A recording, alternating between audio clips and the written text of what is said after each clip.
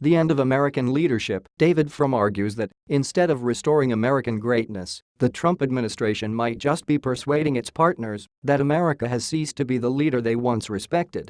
Warning sign: a new data analysis on 2016 voting, conducted by the Center for American Progress States of Change project, shows that the share of non-college educated whites, a key demographic for Republicans, is steadily declining.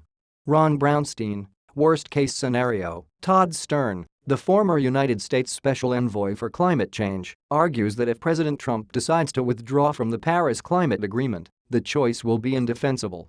White House Press Secretary Sean Spicer refused to say that President Trump and APO's tweet overnight using the word Covfefe was a typo. The Associated Press reports that Trump has been handing out his cell phone number to world leaders and urging them to call him directly, prompting security concerns. Former FBI Director James Comey reportedly plans to testify publicly before the Senate Intelligence Committee as early as next week. Speaking at a tech conference in California, former Secretary of State Hillary Clinton criticized the Democratic Party's data operation during the 2016 election, calling it non-existent. At least 90 people were killed and nearly 400 injured in an explosion in Kabul, Afghanistan. Who to watch? These four Republican senators have become integral to the Senate Intelligence Committee's investigation into Russian interference in the 2016 presidential election. Anybody? Few Republicans seem interested in filling the open communications director position in Trump's administration.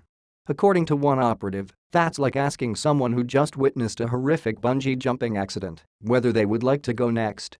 Put me in, coach. Here's how a football rivalry might end up deciding the outcome of the special election for the Alabama Senate seat vacated by Jeff Sessions.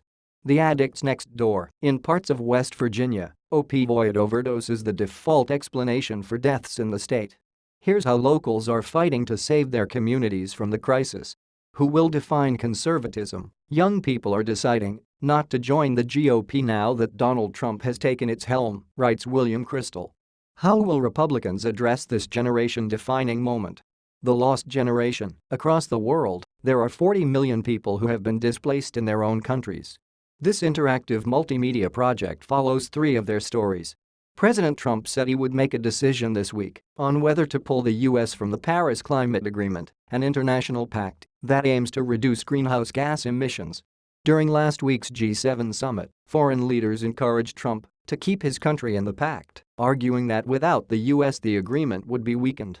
Are you optimistic about the United States' ability to address climate change? Why or why not?